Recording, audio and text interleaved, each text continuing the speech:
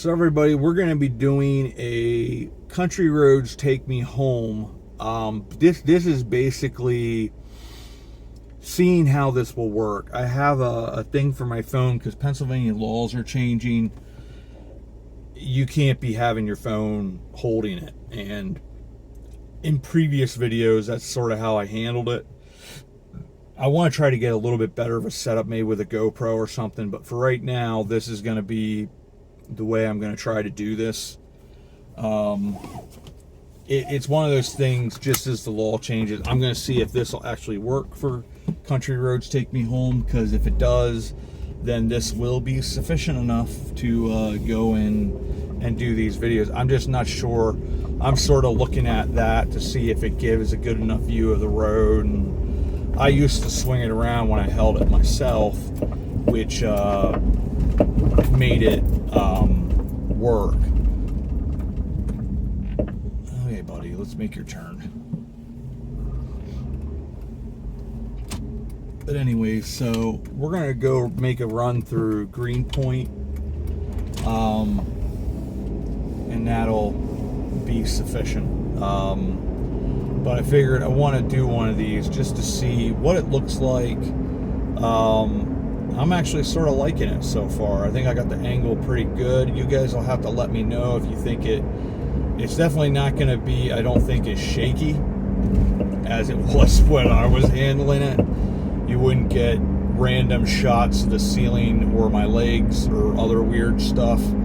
But we'll see how this works. I'm not going to be moving the camera around to show unique things and stuff like that, but that might be something that we talked about in the past with Country Roads, that if we see something unique, let's stop at it and let's check it out and see what it's all about. But anyways, it's just one of those things that I want to test out and see if I'm getting something here that's actually working for us.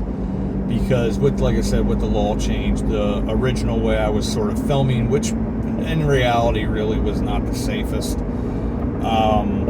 this allows me to keep my hands free the way I should and just continue to do the Country Roads Take Me Home series, because I know it's a favorite of a number of you. Jay, definitely, you've always followed along and tell us roads if I don't know where I'm at, which happens quite a bit.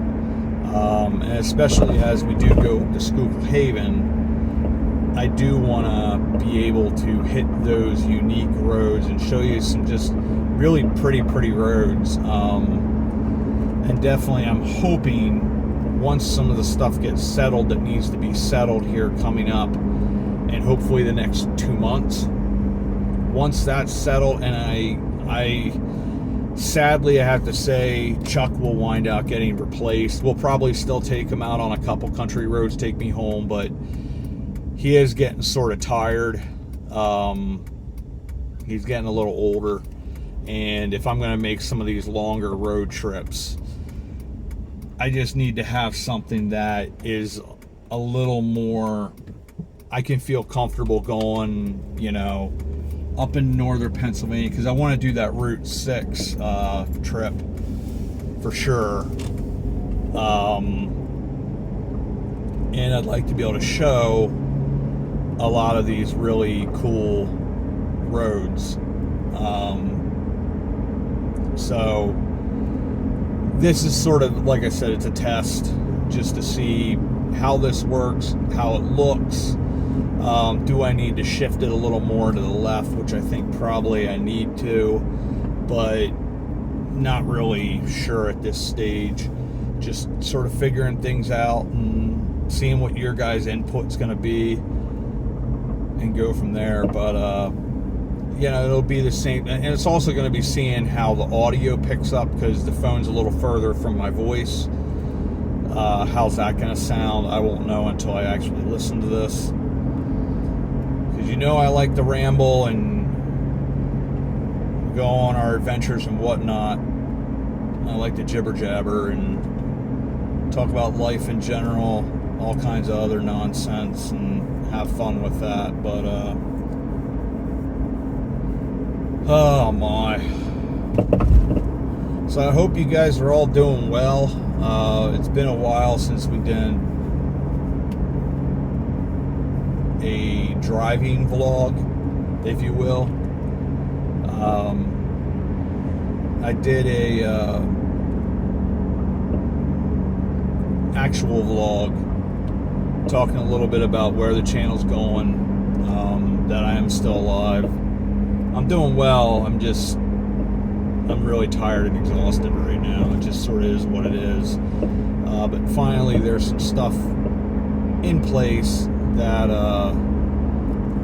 winds out making it viable that I can do this stuff again. I'm going to slow up here and let this truck, because it's quite the hill. I always love going up this hill. We're in Fort Indiantown Gap on the base.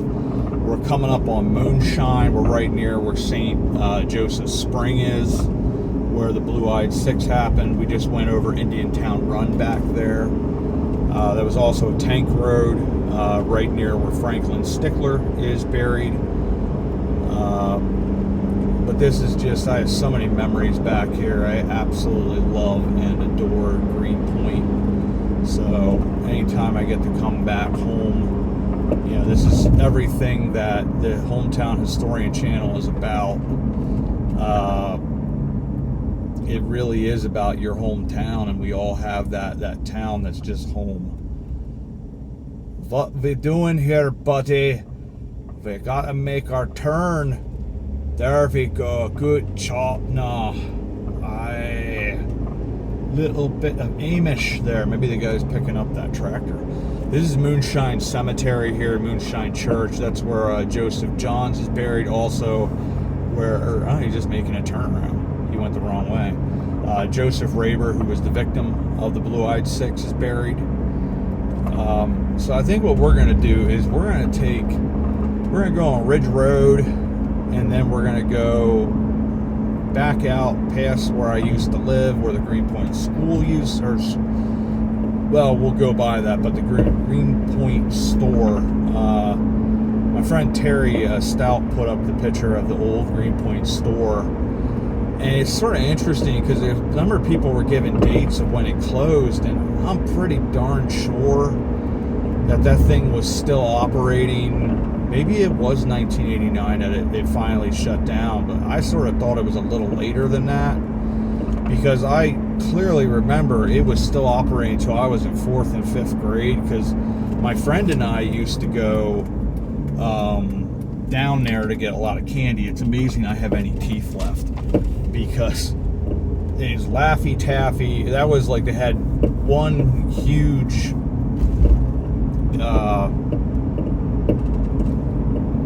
whatever you want to call it, like the shelving unit was, both sides was all candy. And I think the reason they had a lot of that stuff is it was a place the Appalachian Trail hikers would go through there. So it was a place where they could pick up some snacks and some candies, get that sugar and stuff like that. But they also had a lot of other really cool supplies there. And my favorite memory there is they had a pinball machine back there, classic old pinball machine. They would switch it out every couple years, but they had a firefighter pinball machine, you know, his fire department thing, and it was just really, really, really neat. I remember just loving going down there, taking a couple quarters, playing that.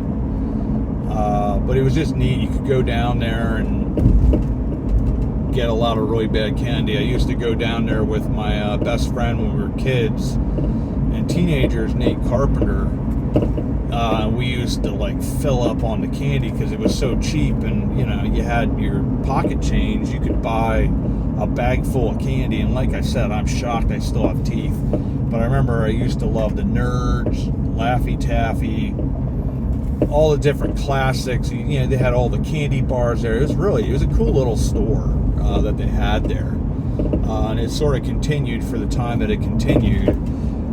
More so, you know, not being a general store anymore, more being a store for the Appalachian Trail hikers, because they went through there all the time, and you could get your basic goods and breads and milk and that type of stuff there.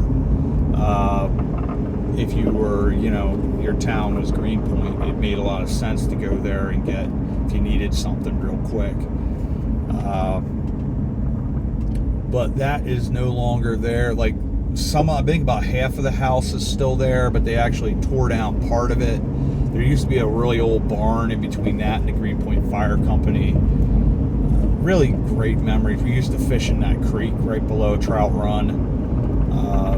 Just phenomenal memories.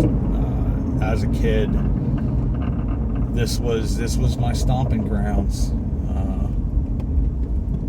Just have a lot of love and affinity for Greenpoint from everything. My mom used to run the Child Evangelism Fellowship Good News Clubs. So she, we knew this town like the back of our hand because we would pick up all the kids and bring them to the Good News Club. The house here on the right, my sister's one of her good friends, Denise Clemens, lived there, and she had a really rare disease, and she had to, I remember we used to visit her a lot up at Geisinger's in Danville, Pennsylvania, because they had the facilities to handle what her needs were. But she died very young. I think she was 16 or 17, and but she used to be over our house all the time. They used to not want me. I was the annoying little brother, and they would make me play Uncle Johnny, ironically, which I now am. But they'd also make me be the cat or the dog, and then just hide me underneath the dinner table, and then I had to stay in my cage. It was smart. I wasn't that smart because I didn't figure it out till later. Wait, now I understand what they were doing to me. But it's funny. But little brothers are annoying, and I certainly was. But there are good memories there with all the people that we knew back here. Some of them are still here. A lot of them aren't. A lot of the generation, my mom and dad's generation that were back here, aren't around anymore. They've passed on, and it's just sort of, it's a good reminder of time and how it's ever moving, and also a good reminder of, letting the people that you love them, because you never know, none of us are guaranteed time. I'm, thinking specifically a young lady that used to come. The ministry I used to run was called the Mini War Ministry, and she was this sweet little 5-year-old girl, and she was feisty, and she was real tiny, but she was feisty as all get out. Her name was Amber, and she got killed on the road back there. She had an accident, and I just remember how sad everybody was, and she was doing so well for herself, and tragedy happened, and it's one of those reminders, like I said, of going back over Trout Run here. We're going back out on Moonshine Road, and this is my neck of the woods here.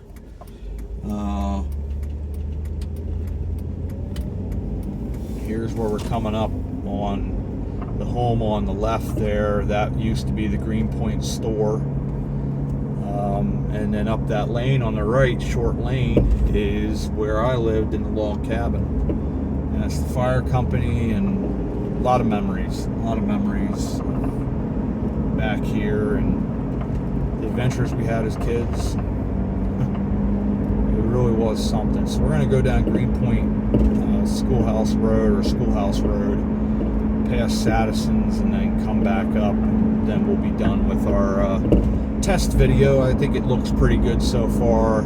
I'll have to make a couple of adjustments, and then depending on how the audio sounds, that type of stuff. But this is the EUB cemetery there to the left, where Henry Wise is buried.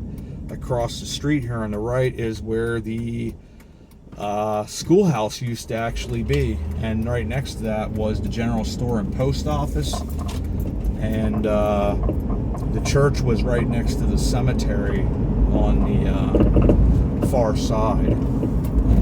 It used to be, I believe, a United Brethren of some sort, and then when they combined with the Evangelical Association, they became the EUB, or the Evangelical United Brethren. I believe that happened in 23 or 24, like 1923, 24. And then that was one of 3 churches in the area that joined when the EUB church joined with United Methodist Church in, I think, the late 50s, early 60s. The 3 churches that were EUB in the local area wound out all combining. And this is where Smokey Warren's shop was. We used to go back that lane to the left to pick up a lot of kids back there. But those 3 churches combined to become Trinity United Methodist, because the EUB and the Methodist Church became the United Methodist Church. Off to the left there is an old barn that I love taking pictures of. It's just such a neat setting. There was also a home that used to be there, and it used to be said that it was haunted. They said you used to be able to see on the 2nd floor, you'd see these ghostly figures crossing the windows, going by the windows, shadows, or whatever you want to call it. And it was sort of weird and sort of scary, and with everything else that happened in the Moonshine region, you sort of believe this stuff because some weird stuff went on back here in the Greenpoint area. Coming up, they have a toilet there, the old school toilet there on the right. I took a really cool picture of that. I love the old outhouses. Don't want to ever use them again, but it's a part of our past. And the old farms here in the high country. A little small church over there on the right. That's it was a United Church of Christ. I'm not sure whether it's operational anymore, but that church and Sadison's used to be together, like most Reformed and Lutheran churches were, until it wound out splitting and making their own church. I believe that's Mount Pleasant, or at least at one time it was. My mom and dad had gone there for a little bit. They'd also come here up on the left, Sadison's Lutheran Church, which has been around for a very, very long time. We visited there several times. Just a beautiful country church, and has its Pennsylvania historic marker. A lot of interesting people, including 2 of the Blue-Eyed Six that are buried there, Josiah Hummel and George Zimmerman, who was the only one of the 6 Blue-Eyed Six that did not get hung. He did die of consumption 7 years later, but and that was probably they were in jail for quite a long time period, and they think he probably got consumption. And consumption was in essence, tuberculosis. It was, it's hard to nail it down as, oh yeah, this is what it was, because doctors back then would label a lot of things as consumption, lung-related type diseases, but tuberculosis was probably the worst one of them all, and that was just sort of, what they had it as. But he definitely had caught something that stuck with him, and he just didn't get rid of and suffered with for 7 years. And a lot of people said it was sort of his just reward, because at the end of the day, it's highly unlikely that he was not aware. Even if he was away when they first started talking about taking it from insurance scam to a murder plot, he most likely knew about it. And he was fortunate. His wife's family was pretty well off, and they got a Philadelphia lawyer, and he was able to get off. Because there was a lot of coercion with how they got the statements from the guys that wouldn't be allowable in today's court system. So it would have wound up being a hung jury, perhaps. Now, the 2 guys that actually murdered him, they were going down regardless, Charles Drews and Franklin Stickler. But the other guys that were part of the murder plot but didn't actually take part in the murder, they might have got a slap on the wrist, but they probably wouldn't have been hung. And they were even promised, if you confess, you won't face death, and that was never the plan. All this area that we're going through here, this was originally, I don't know if right in this exact area, but certainly just east of here, you would have had quite a few homes. That's why I want to do like the villages of Cornwall. I want to do a villages of Greenpoint.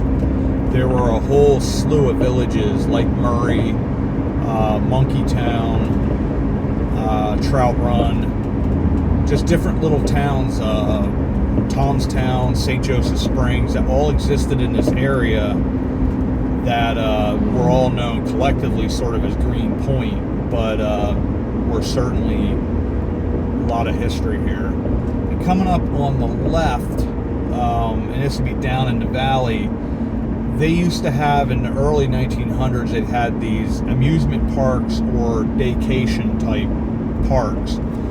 There used to one be back in the left, pretty far back, where they actually had, my dad and I used to hunt, and he had took me through to this one place where he said they used to have, I think, 3 different holes in the ground that were sort of basically in essence cages. One had monkeys in it, one had a tiger, and I think the other one had a bear of some sort. But it was a campground type thing that people would go and spend a day away with their family, and that was a big thing back at that time. Like Twin Grove Park, this was a much smaller variety. It didn't have roller coasters or bumper cars and things like that. It was more probably like a picnic type place, probably with a couple playground type things, and then we'll come up on Woods Creek here eventually as well. But they were all over the place, within a couple miles of each other, and that was sort of how the common man got away from life and got to experience things. And then here's where the old road on the left used to go through, the old 443, which met down at 72 and then would go north to Suedberg and Pine Grove. And in this area somewhere, which I gotta come in here at some point and find out exactly where it was, but up here, probably where the road goes right over here, is what was known, it was an infamous hotel called the Mountain View Hotel. We've actually talked about it a couple times. It was one of the last buildings that got bought by State Game Lands or DCNR. It was right in this area where we're right now. And it was originally a much larger, I think, 3-story hotel. That burnt down, I think, in the 50s, but had been around for almost 100 years. And then they built a much smaller one, which was like a tavern restaurant. And, you had a couple people that would sort of, almost what we would think of today as economy rooms or economy apartments. They had a couple of those on the second floor, I believe, like 2 of them or something like that. And then down a little further was another one as well. I think that, I'm trying to think what that one was called, but that was another hotel as well. We just go by the Inwood Bridge, and back here was where another hotel was. A lot of cool history right in the area here of Inwood that we've talked about several times.